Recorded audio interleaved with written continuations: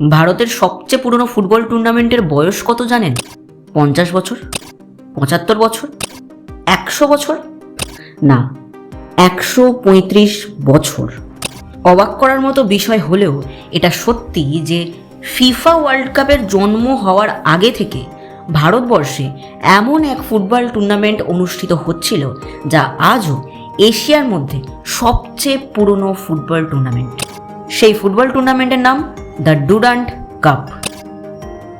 কিন্তু প্রশ্ন হলো, এত বিশাল ইতিহাস থাকার পরেও কেন আজ ডুরান্ড কাপকে শুধুমাত্র একটা প্রি সিজন টুর্নামেন্ট হিসাবে মনে করে মানুষজন? ডুরান্ড কাপ কি সত্যিই তার মর্যাদা হারিয়ে ফেলেছে, নাকি আমরা ভুলে গেছি ভারতীয় ফুটবলের সবচেয়ে গৌরবময় ইতিহাসকে?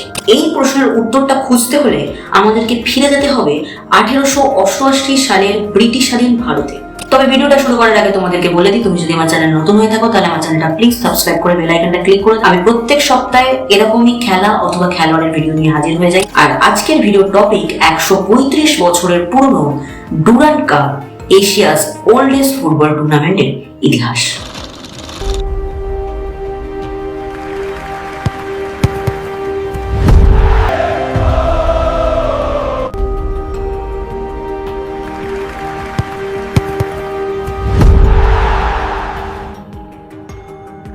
সাল 1888।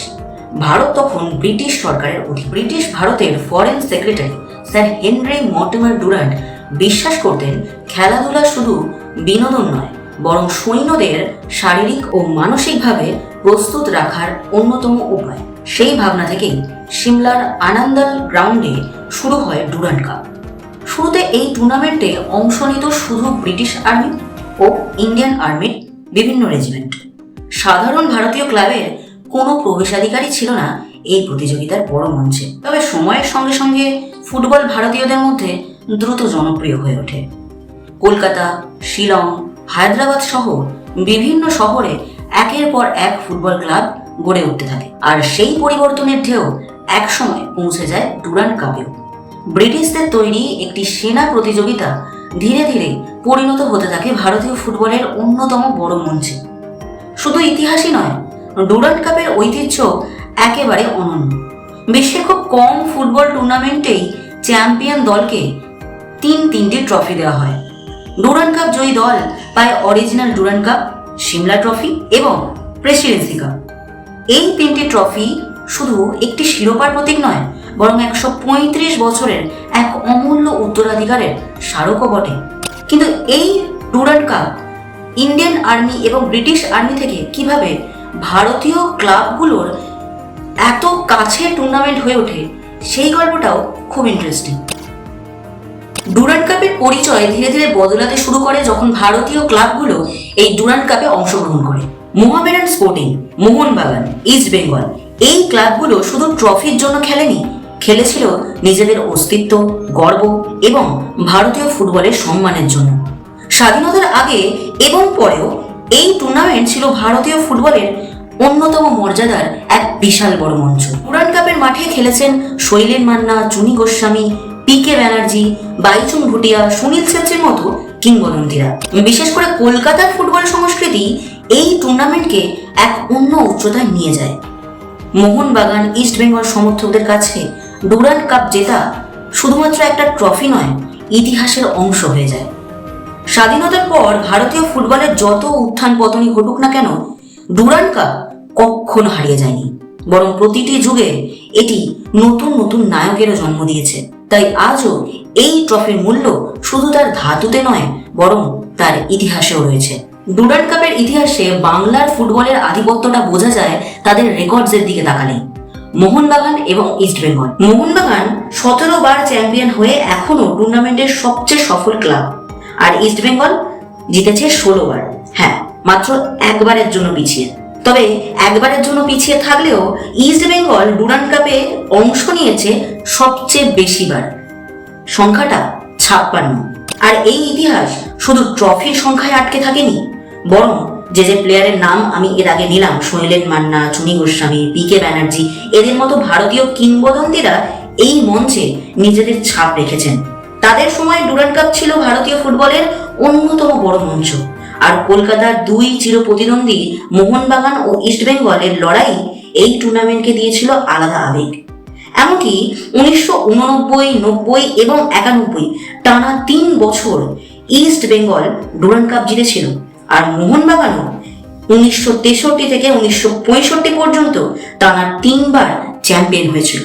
তাহলে বুঝতেই পারছেন এই ডুরান্ড কাপের আলটিমেট ডমিনেশন রয়েছে বাংলার ফুটবল মোহনবাগান এবং ইস্ট বেঙ্গলের হাতে। কিন্তু ভিডিও শুরুতেই আমি যে কথাটা বললাম, এই আইএসএল এর যুগে ডুরান্ড কাপ এখন আর আগের মতো সেই চর্চায় নেই।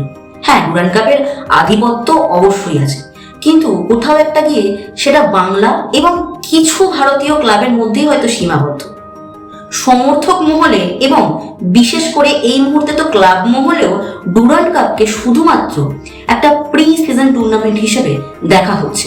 প্রি সিজন টুর্নামেন্ট, তার কারণ আইএসএল এর আগে প্লেয়ারদের কাছে শুধুমাত্র একটা প্রস্তুতি পর্ব হচ্ছে ডুরান্ড কাপ। ডুরান্ড কাপের ইতিহাস কি সত্যি হারিয়ে গেছে? আমরা আমাদের ভিডিওর এই শেষ চ্যাপ্টারে একবার দেখে নেব আইএসএল এর যুগে ডুরান্ড কাপ অ্যাকচুয়ালি কোন জায়গায় আছে।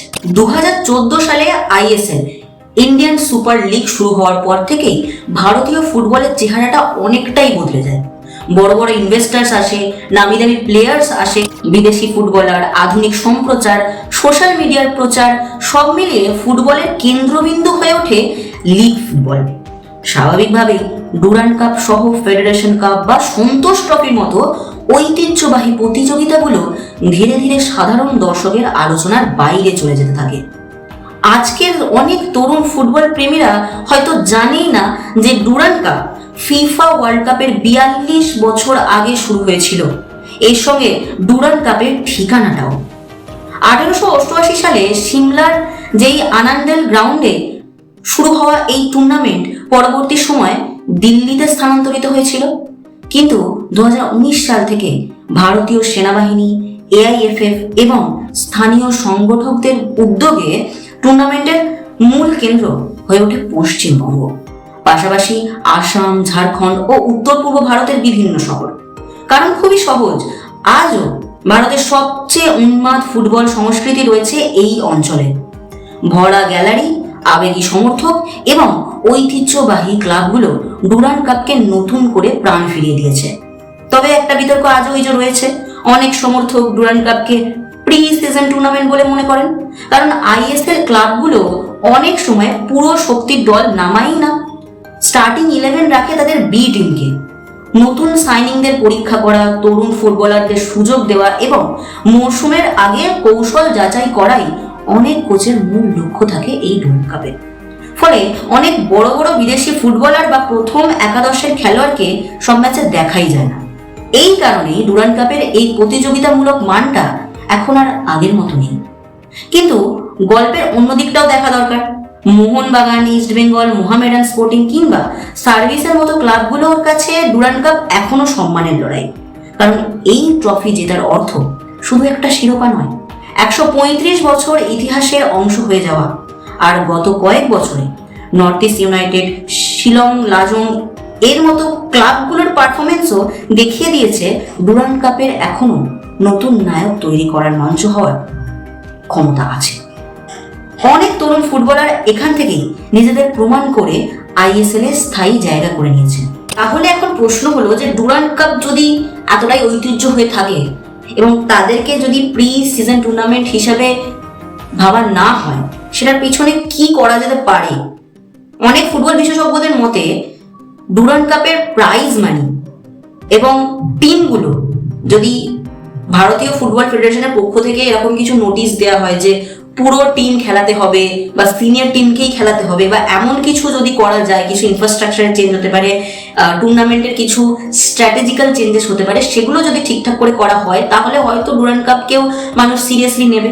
কিন্তু আজকের দিনে দাঁড়িয়ে এটা ইম্পসিবল বলবো না, কিন্তু কোথাও একটা গিয়ে সেই আগ্রহ এই নর্থ ইস্ট আমাদের ইস্ট জোনের ফুটবল ক্লাবগুলো বাদ দিয়ে আর কারোর মধ্যে সেরকম ইন্টারেস্ট নেই।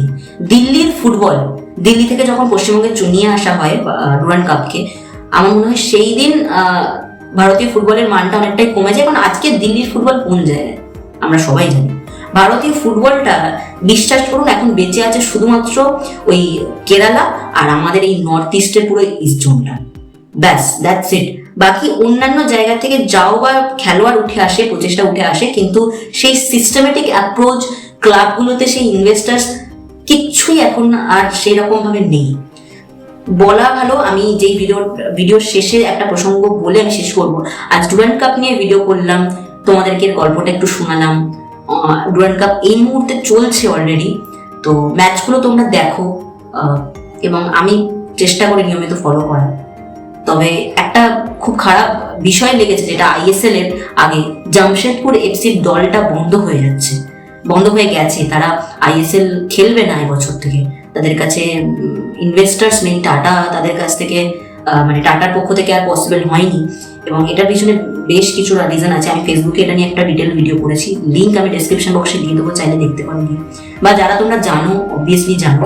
তো ভারতীয় ফুটবলের অবস্থা কিন্তু এখন এরকম সিচুয়েশন, এবং সেখানে আমাদের এরকম ইমোশনাল কথাবার্তা ছাড়া আর আমাদের আর কি করার আছে। কিন্তু তাও কথা তো বলছি আমরা, তোমরাও কথা বলো, ভিডিও শেয়ার করো, কমেন্ট করো। আর পরের ভিডিও আবার দেখা হবে। And till then take care and don't forget to subscribe stories beyond the scoreboard.